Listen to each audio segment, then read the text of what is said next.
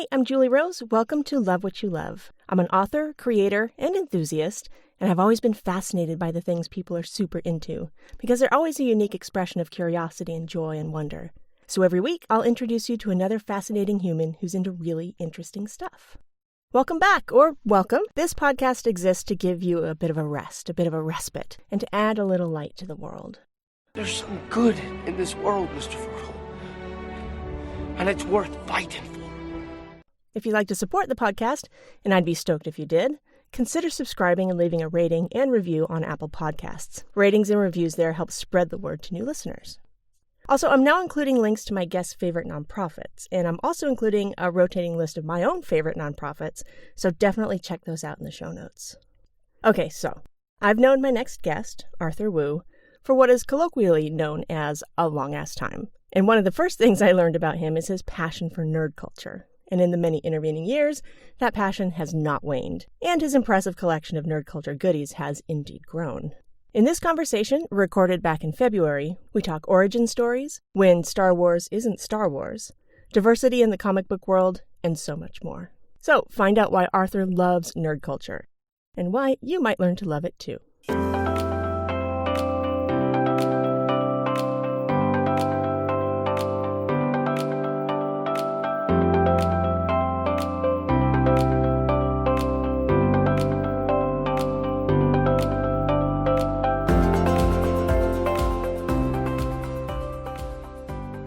Thank you, Arthur Wu, for joining me today. I'm very excited to talk with you. We have known each other for a while, and one of the things I know about you is you're extremely passionate about comic book culture and superhero culture and Star Wars and lots of stuff. Nerdy stuff, yes. Nerdy stuff, okay. Yeah, exactly. And so I want to kind of understand, maybe to start, let's talk about like the scope. Like, what are all the things you are super interested in?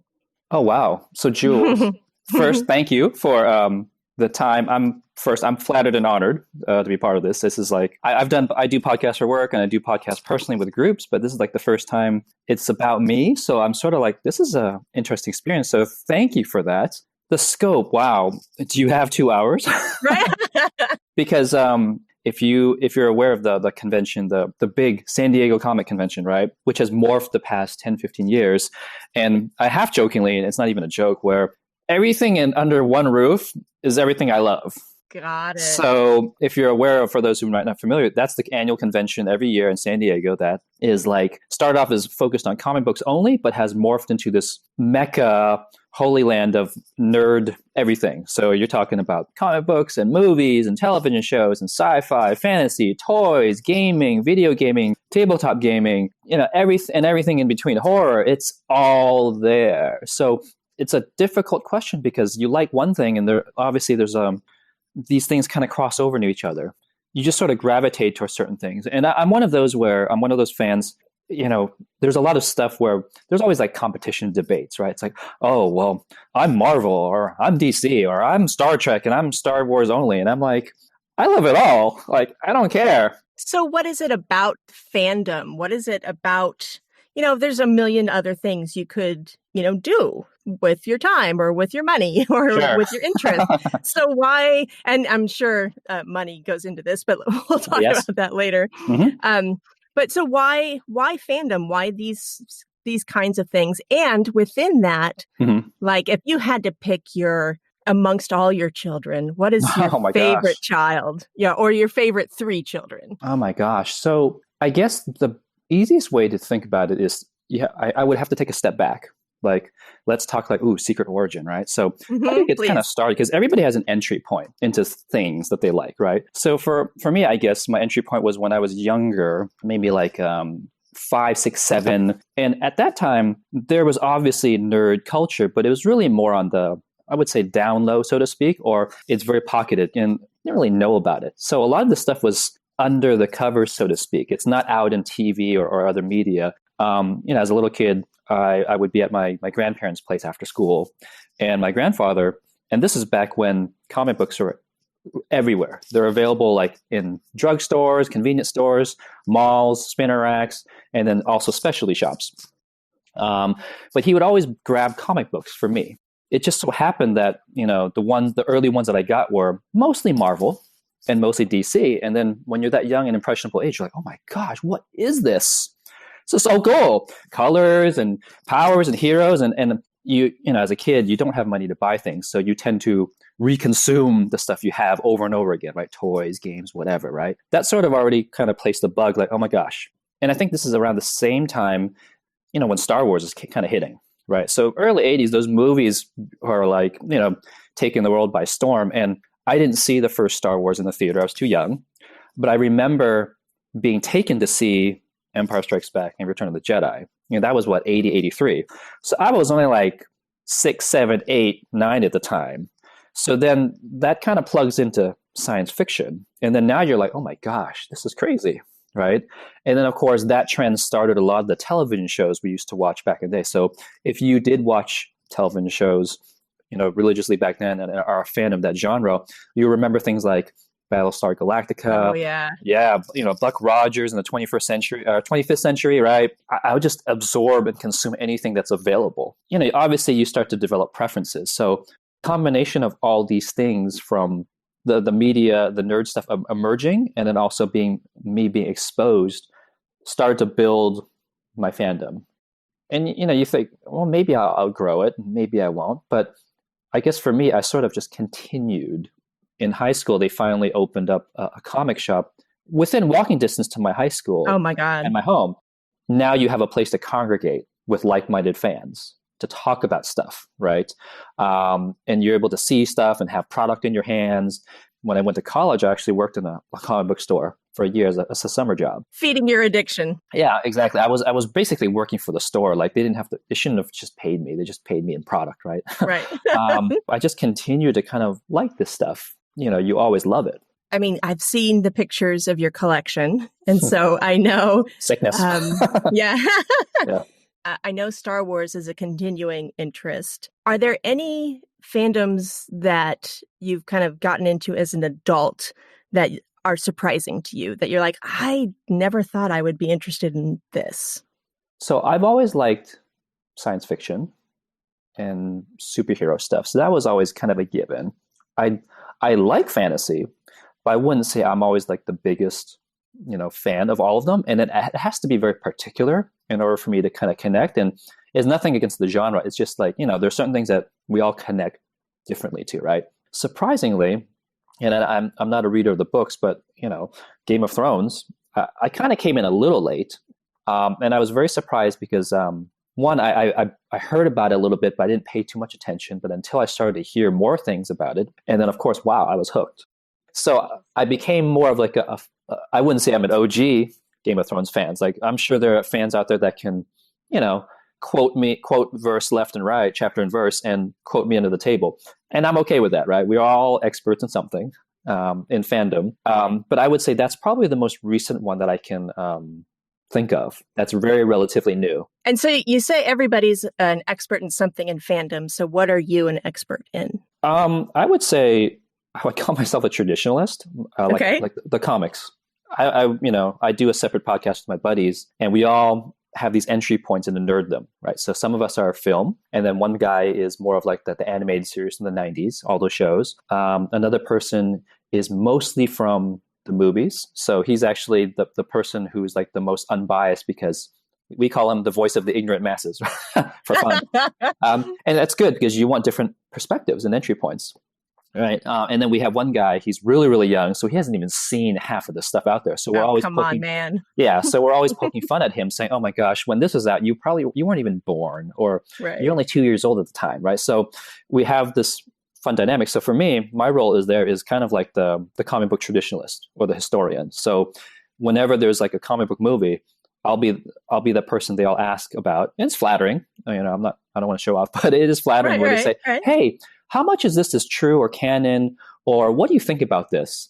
Or what's the background of this character? And I'll kind of just get into it. And that's kind of, I would say, my strength. Your expertise. My expertise. So mostly the comic books, definitely, Marvel first, then DC. Now, I haven't read everything, obviously, and I'm stronger in some areas than others. I could carry a good, strong conversation pretty confidently. And it's not just the characters, but it's also the history behind them, the creators, controversies, the industry itself, and things like that. Funny enough, I'm a huge fan of Stan Lee, and I was fortunate to see him at conventions the past few years prior to his passing. It was, I think, 2 years ago, 2018, right, where he passed away. We all know that, and it was very sad. But as somebody who's been following him for a long time, you kind of expect it, given his age and things like that. So there was a day where I was at work, and I was kind of in one of those heads down moments where I was just like doing stuff. So I wasn't paying attention to any kind of news. And then all of a sudden in the morning, people are kind of pinging like on my chat channels and all my my mobile. It's like, oh my gosh, no, not him. Oh gosh, that's really sad. And then you start to digest the news, and I'm kind of sad. The funny thing is, I guess it's kind of funny, but also kind of flattering in a weird way, is some family and friends are actually reaching out to me saying, "Oh, Arthur, are you okay? I heard the news. Oh my gosh, this is so sad. I love Stan as a fan." And, they're sharing their stories like, "Oh, you must be devastated. How are you?"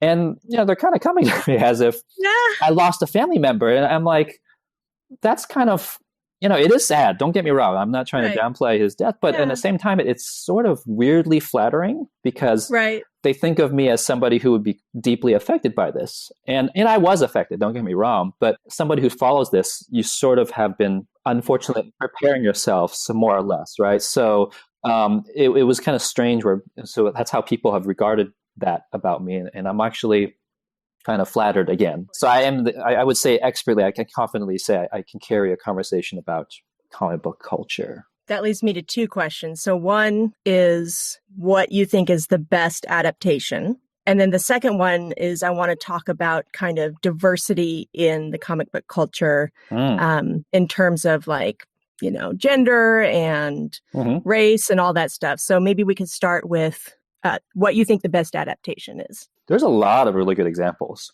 I think what I'll say, generally speaking, at least for the past 10, 15 years, is what Christopher Nolan did with Batman was quite good, except for the third movie. And that's a personal taste thing. But his Dark Knight and his Batman Begins was like, wow. What did you like about that? He brought back a lot of quote unquote real world aesthetics. And he's sort of like, this is my story. And it's not the super heroic type things where it's believable to a very strong degree. Now, I love the Tim Burton movie from '89. That was fantastic. And Tim Burton has his style, but it also has that very style where actually can't happen, more or less, right? You look at Nolan, you're like, this is believable to a very strong degree. Like, I can believe that this can happen, or this guy can do this, right? But he also played homage to a lot of the right background, the character motivations, the understanding, and the lore. I'm not one of those purists or traditionalists where you have to have page to screen. I'm like, come on, that's ridiculous, right? The ones who are really good are the ones who can honor what's on the page, but can adapt it for the medium, know when to hold the line, but know when to kind of let go and be flexible. In Marvel's case, I think collectively, my gosh, what they've done the past 10, 15 years is phenomenal. It blows my mind, actually, when I talk to fans, where if you had asked me, 15 years ago, or even 20, and say, hey, Arthur, one day we're going to have an Avengers movie, and we're going to have Cap and Thor and Iron Man and Black Widow and Hulk, I'd be like, you're smoking something. Impossible. Impossible. No way. I don't know how they pulled this off. Like, there's certain movies within that whole universe that are like standouts, like the adaptation of the whole Infinity Saga, specifically the last two movies, Avengers: Infinity War and Endgame, would not have been possible if you didn't have the previous movies to support that. When they first had the first Avengers movie, which was already a big thing in itself, because my friend and I at the time, I'm sorry, my friend, he's still my friend. But when we watched Avengers, we were thinking like, oh my gosh, this movie is either going to be the greatest thing since sliced bread, or it's going to be a disaster. There's no mid ground for something like that. Freaking amazing. Like, they actually pulled it off. But there's an end credit sequence there that, they showed a character called Thanos. And my friend and I looked at it. We were probably one of the only people in the theater like, oh my gosh. Oh no. And you don't introduce a character like him if you don't know the repercussions. And we were kind of half joking at the time, like, I wonder if they're ever going to adapt the famous Marvel story, Infinity Gauntlet. We're like, nah, too complicated. Because the book, there's a lot more going on. And then over the years, you start to learn about the plans. You're like, wow, they're actually going to attempt this. Part of it is curiosity. You're like, wow, how are they going to do this? And part of it is sort of like, oh my gosh, this could again be like potentially disastrous. But they've built up so much good credibility that you're like, they can do it, and they did. And it's like, and then now everybody and their mom has at least heard of Thanos. It's crazy. I'll go to the mall and you'll see like an Infinity Gauntlet mitten for cooking. Right. That's crazy. When you see things like that, or like a cup in the shape of an Infinity Gauntlet, when you've gotten that mainstream, then you've sort of reached a different level. And again, if you asked me 15, 20 years ago, like, this is just weird. What a weird world I live in now, where, my aunt can ask me about the Infinity Gems and ask me like, what do they do? And you can go buy it at like a Target for their kitchen. This is very strange world, right? So compared to when you were coming up, it must be. It used to be like you'd have to have debates defending your fandom, which is kind of challenging because you would be looked down upon and said, "Oh, you like that kind of stuff? That's stupid," or "You're dumb," or "You're mentally deficient," or "That's for kids." Whatever. I've heard it all, right? And then now those same people that used to kind of debate or sort of denigrate, now they've come back and said, "Oh my gosh, now I realize it." And so part of me is like, haha, I told you so. The other half of me is like, thank you. So I wonder, people who are OG comic folks, you seem to like embrace this kind of higher profile now, but is that kind of a typical of the folks especially around the folks that you came up with? Like, are they like, it's all sold out, it's dumb now, or do they love it? I'm sure there's always a group of them that are like, but I think generally speaking, I don't know, I get the impression that they're happy. Getting something like a television show or getting a movie was already a hurdle, right? And we were just happy to get something. Whereas now you're more demanding. That's stupid. The coloring on his armor is off color from red to green. And I can't believe they used that armor from the issue of 70. So we've gotten from, just give me something, I'm happy even if it's kind of crappy, to, wait a second here. So we've kind of, the pendulum has kind of swung, right? It's very odd. And now I think we have more stuff than we can actually consume. It used to be like, I'm just dying for a show, or I'm dying for more movies. Now it's gotten to the point where, again, I'm talking to my good nerd buddy, we don't even have enough time in the day or hours or where we are in our life to even consume. We actually have to say no to stuff. 10-year-old me would be all over it. So do you feel like there's going to be a pendulum swing back where nerd culture is going to kind of not be mainstream or not be cool anymore? There's so many different layers of nerds now that it's not just like, okay, you don't have to like the superheroes. Maybe you're just into horror, or maybe you're just into science fiction, or maybe you're just into, fantasy. But a lot of these things mash up into each other. So they're starting to be not so neatly defined or bucketed. There may be a point where we kind of just take it for granted. Like, there's how many crime shows are there? How many medical dramas are there? How many action movies are there? There's a lot of great ones. There's a lot of middle tier, and there's a lot of crappy ones. And you should sort of accept that they're there. And I think this genre or this nerd culture of things, it'll just sort of be there. Part of it, I think, is also generational, where you're now having a generational group of people who are now adults. You have the buying power to, in some cases, especially mine, like to buy back your childhood or get the things that you weren't able to when you were younger, or continue to enjoy the stuff because, hey, I can buy this stuff now, and I don't have to worry, and I don't have to have my dad breathing down my neck and say, you can't watch this, or I won't buy this for you. Be like, well, I'm going to buy it myself, right? But then you also impart this love to the next generation. So that has now shifted because it's become acceptable. And now it's like, I would take my daughter to the Free Comic Book Day event every year. Well, that's what I was going to ask you about that. So how old is your daughter? 10? No. 7. 7. Yeah. 7. So, going on 8. And she's starting to get into this culture, right? Funny example. So we were at a family trip for Disneyland, and my daughter's a girly girl, so she wants to do the princess stuff. So there's this thing where you can go and get a makeover, you can get dressed up in a dress, you can walk around and be a character that you like. And she wanted to be Ariel from Little Mermaid. So she looked like Ariel, and she was really happy. And then she's walking around the park, and then she says, hey, Dad, I want to go to the Star Wars land, and I want to go ride the Millennium Falcon ride. I'm like, okay, let's go do it. So, and she always wants to be the pilot. It's a new ride because the ride is made up of, you can be a gunner, a pilot, or an engineer. She always wants to be one of the people piloting the ship because she thinks that's fun and more interactive. She doesn't just want to sit there and press the buttons to do something. She wants to do it. And then there's a shop in that Star Wars land where you can make a droid of course you have to buy it. I'm okay with it. And she's here in her Ariel dress, walking around Star Wars land in a girly girl outfit, but she's in the droid factory, picking the parts she wants and putting it together, and I'm helping her. And I'm like, okay, you want to make a droid? I'll make a droid with you. I don't try to impart what she likes. Like, she'll like what she likes. Mm-hmm. And I'll obviously share what I like. And then if she picks up on it, great. And if she doesn't, it's okay. It's like, yeah, Dad loves this stuff. You can go to my office, you can see it. Right, exactly. I'll let you touch some of the stuff, and I won't let you touch the other stuff, that kind of thing. Right.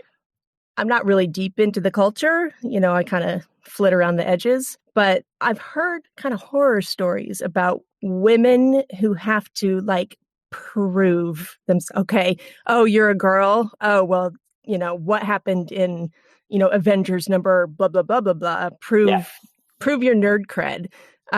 Is that getting better? Because I know that was just really bad for a long time.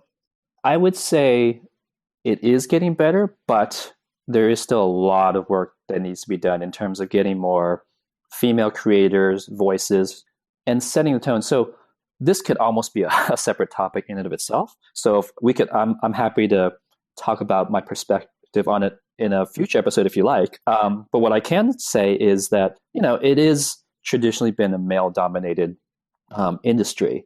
And there are some male creators that were definitely more progressive than others, or at least were more sensitive or aware, versus others where I don't know if they was necessarily malicious, but they just simply don't know. Mm. So they were just going through it, their perspective of like, oh, well, why don't we just do a character this way and we'll have her in this kind of outfit or these kind of, situations or what have you, right? And then you have artists and creators doing that.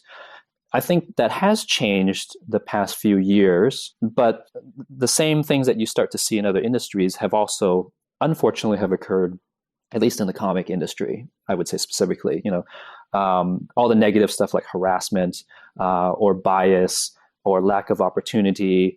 There is, some groups of, unfortunately, fandom where they feel like, hey, comics should be like in their old days. They shouldn't be preaching social justice, or they shouldn't be talking about, I don't want to sound, like a weird stereotype here, but like, oh, comics are so woke now, and whatever terms you want to, attribute to the market. And I think about that, I'm like, well, have you read X-Men? They're a social justice group, right? They are all about, they're a metaphor for discrimination. Do you like, hello, what that is pure social justice, right? There's other heroes that I can kind of quote and like, what have you been reading? So there's a weird section of fandom that think like, oh, well, the heroes have to be traditionally this way, and we don't want to be preached to. We don't want to have stories about other nationalities or genders or things like that. We just want action, and we just want the traditional hero. And I don't want to say it's just about the white male, but there's also a section of fandom that says that, the character should just have action and not talk about real world things. And I'm like, do you even read comics? A lot of these stories have to do with these kind of things. I mean, if you look at Marvel in the 60s, Stan Lee, again, a lot of his stuff is very progressive. They were reflecting the real world, like civil rights, women's suffrage, discrimination, and they used their characters to kind of tell those stories in different ways. If you didn't pick up on that, then that's on you. Right. But to say that, we should go back to the way it was because we don't talk about those things. I don't want that in my comics is kind of ridiculous because they've been there for years. A lot of those characters get their powers from radiation or nuclear accidents. That was very much that era of war with Russia or Cold War and Atomic Age. Yeah. Atomic Age, right? So they're reflecting. And then also, the character of the Black Panther, civil rights era. And then when they created other female characters, Ms. Marvel is one of them, which we now know as Captain Marvel, came from a lot of the early, feminist movement and a character to kind of speak to those things, right? So for people to say like, I just want, traditional comics to be doing this and just to have, I don't want to be preached to, I don't want to be talking about social justice topics, blah, blah, blah. I don't know, I kind of scratch my head. I'm like, really? I mean, not everything has to be a heady topic. We can definitely have the fun, turn off your brain sometimes. It's just a fun, lighthearted adventure. But to say that I don't want any of that and it has no place, kind of like, really? They don't know their history. Yeah, or I'm like, really? Then, maybe you should read something else then. Or you're true, at least in my opinion, you're widely misinformed. One of the things that helps is when you have people of color and women writing these stories. So, who are some of the authors, artists, maybe series that you would recommend by people of color / women? I would say, and I'm trying to catch up myself, because a lot of times I just read according to who the writer is. I don't really care if they're a woman or a man, or if they happen to be Black or white or Asian. I just don't even realize it. I will just read quality. But it was interesting because when I saw the Wonder Woman movie, right, it was amazing because it was able to overcome a lot of hurdles going against it, right? You now have a character that is widely well known, but not necessarily a character that is easily for people to connect with. And not everybody knows what she's really about. Like if you bring up Superman or Batman, you've got 5 bullet points on your finger easily. Everybody can say, oh, last son of Krypton, Kansas City farm boy, superpowers of a god, Daily Reporter. Boom, right there, right? Batman, parents killed, Avenger of the Night, wants justice, lots of toys, really smart, fight. Boom. You ask people about Wonder Woman, you're like, bracelets? I think Amazon, I think this. You don't really know. So the movie really was able to encapsulate that. So I've read her over the years more. So that also inspired me to go back and read other runs of her character. Now, she's had a couple ones I haven't been able to get to, but there is a series. It happened to be written by a man, but he is really well known to write really strong female characters. His name is Greg Rucka, and he writes also prose and novels. And I think one of his movies was Whiteout, starring Kate Beckinsale. But he's somebody who happens to really, really understand just writing strong female characters, really a lot of depth. So I read his Wonder Woman run, and I'm like, wow, this is really, really good. And I was like really engaged and engrossed because he wrote her in a way that was not stereotypical, definitely not sexist, with depth, but also really engaging. And I've read his other stuff too. He's somebody who can really write, has a strong voice for characters. So if I had to say, I would, just based on what I've only consumed, his Wonder Woman run is one that kind of springs to mind. There's other, creators and artists that I definitely follow, but that's the one that comes immediately. Unfortunately, we need more. We definitely need more in film and TV and even in comics to do that. I mean, with Miss Captain Marvel, the character that you've seen in the movie is starring Brie Larson, right? The costume that she wears is actually pretty recent, and that was redone by a female writer, Kelly Sue DeConnick, when she took over that book in 2012. So it's relatively new, 8 years now. She gave her a really full-blown head to toe costume, but it looked really cool, looked great on her, but it didn't seem like it was made with, I don't know, for lack of a better word, like the male gaze. So to speak. That's only my perspective. So she was also somebody who's really kind of reestablished that character and reinvented that character, along with also giving her a costume to kind of reflect that. But I tend to be very character driven, but also whoever's writing it or whoever is the artist. And if it happens to be, Asian female or a Black male, great. I don't care. It's great. Yeah. But I think it's important because they do bring something to those characters. Exactly. After we're done here, maybe you can give me like a list of links. Oh, sure. For, creators to follow or, series to read. Sure. Yeah, absolutely. And it depends on the character, right?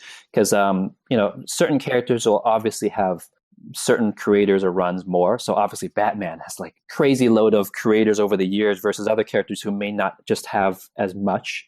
So the choices can be limited sometimes. Yeah, maybe not as diverse as we would like, but doesn't mean they're bad. Right. So you've been a nerd for a very, very long time. Yeah. And you finally got to go to Comic-Con. Was it 2 years ago now? 3 years ago. 3 years ago. Tell me about your experience. Wow.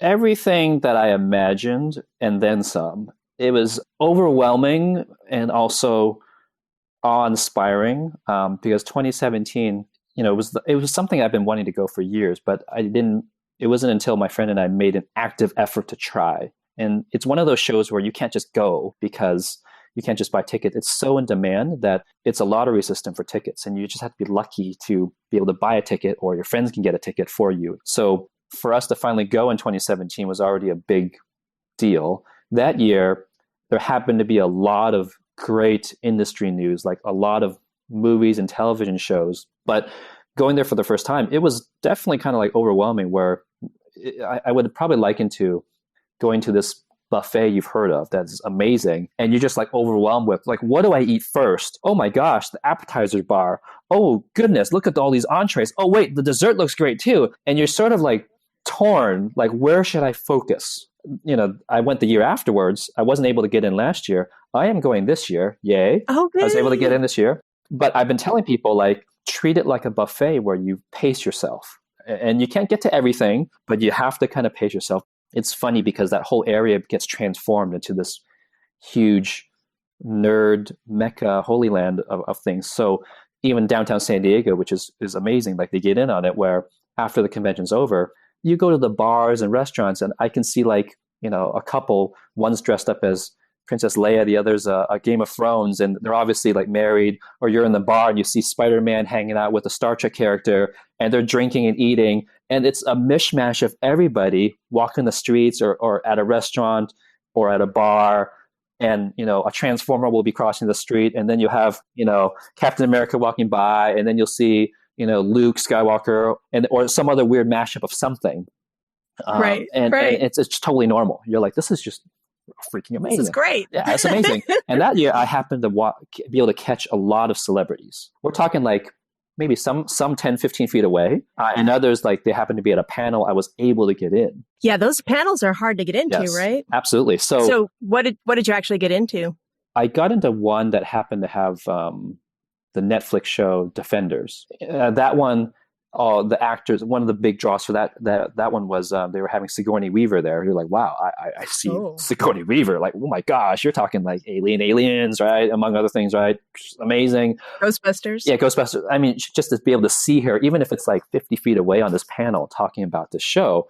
Whoa. And then you had the cast members of the Marvel Netflix shows.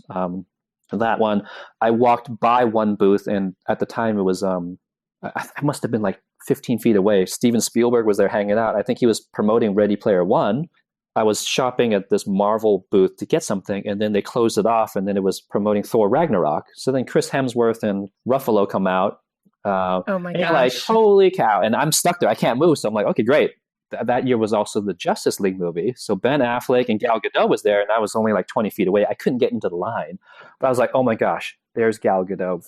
Freaking amazing. And she's on a high from Wonder Woman and Justice League and all the stuff she's doing. And Ben Affleck was there and the rest of the cast. So that year happened to be a lot. And that was the year I actually went to the Stan Lee panel. So I'm not only seeing celebrities from TV and movies and catching them either on passing or just trying to be like a few feet away on panels, but making a very concerted effort to see certain creators that I've been following. And unfortunately, that was the last year that Stan went to that convention, because he didn't go the year after because of his health, and then he passed away the subsequent year.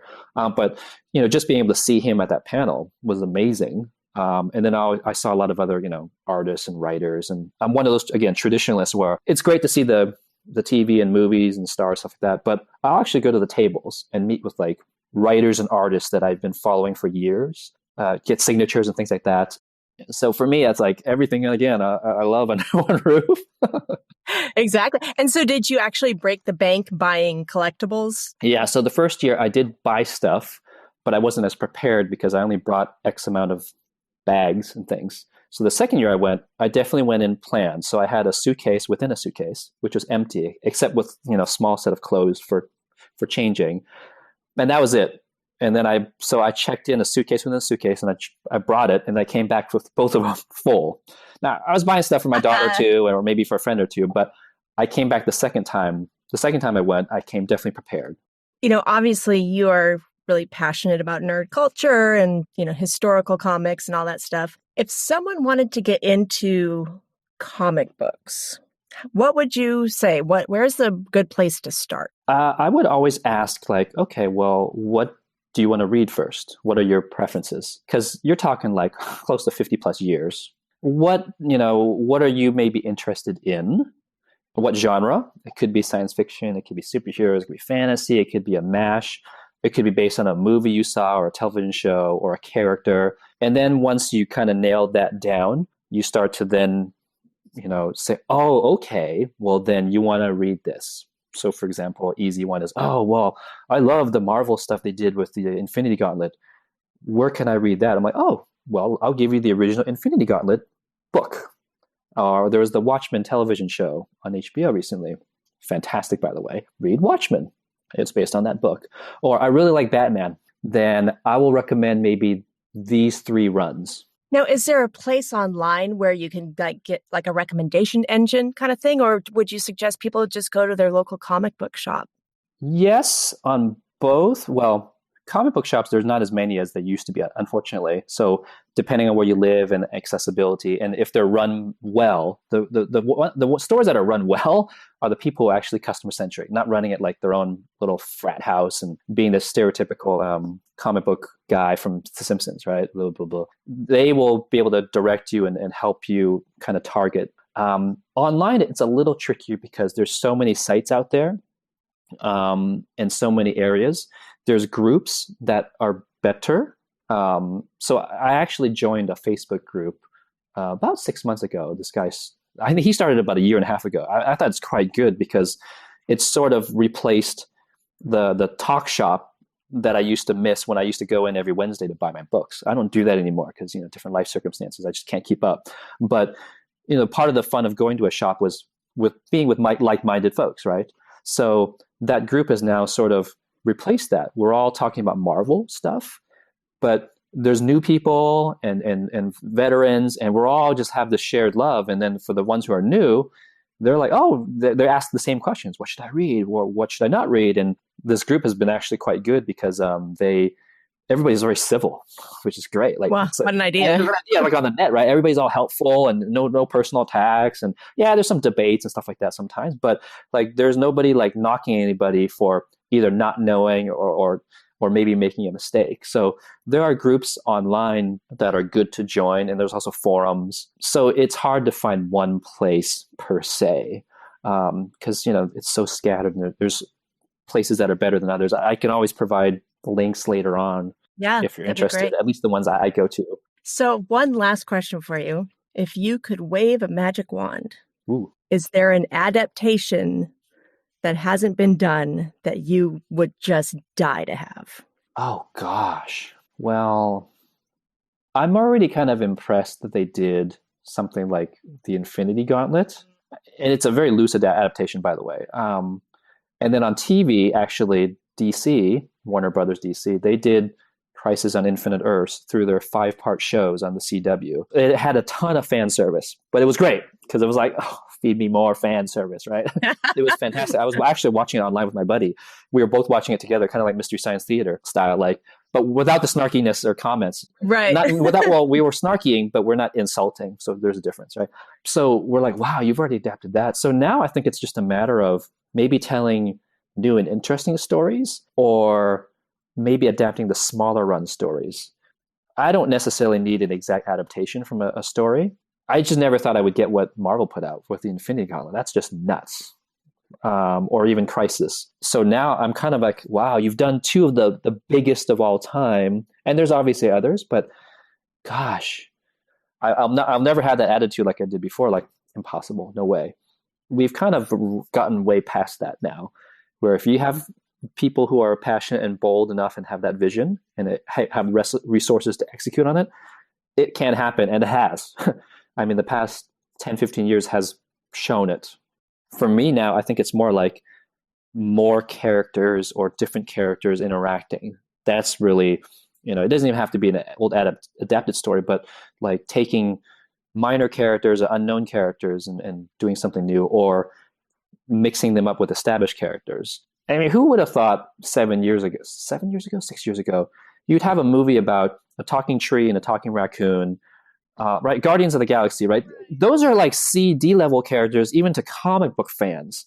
And now, oh, really? Absolutely. So even at the time when I heard the news, I'm like, really? A lot of even comic book fans either aren't aware of them or have very limited knowledge of them. There's probably a small subset that really, really know them, but their appearances have not been much at all. But you ask the person at the time, you're like, why would you do a movie on these weird CD level characters that not even fans are either aware of or have much knowledge on? And history has shown that it's not necessarily the bad ideas, it's how you execute on them. You can do almost anything. If you can do a talking tree and a raccoon movie, like I won't put it past anybody now because they've done it. And that kind of movie, that's some kid's Star Wars, potentially. Some 8-year-old kid will watch Guardians 1 and 2. That's probably their Star Wars. The Star Wars won't be their Star Wars. Guardians will be their quote unquote Star Wars. And because somebody did it. Yeah, anything's possible now. Absolutely. Huge thanks to Arthur for the time and the deep knowledge. I'll be posting some pictures on social media of Arthur's incredibly impressive collection of, well, everything. In today's show notes, I'm also including links Arthur provided to some creators you just can't miss. And obviously, Comic-Con didn't happen in person this year, but they are doing Comic-Con at home, which starts on July 22nd. If you're interested, check out comic-con.com for more information. You can find Arthur on Twitter @ArtWoo, and you can find the podcast on Instagram @LoveWhatYouLovePod, on Twitter @WhatYouLovePod, and the website is lovewhatyoulovepod.com. Zeke Rodriguez-Thomas at Mindjam Media provided amazing editing assistance. You can find Zeke at mindjammedia.com. Also, huge thanks to Emily White for the episode transcripts, which are available to patrons at patreon.com/lovewhatyoulovepod. So be good to yourselves, be good to each other, and love the hell out of whatever it is that you love. You need it, and we need it. Thanks for listening. Let's hang out again soon.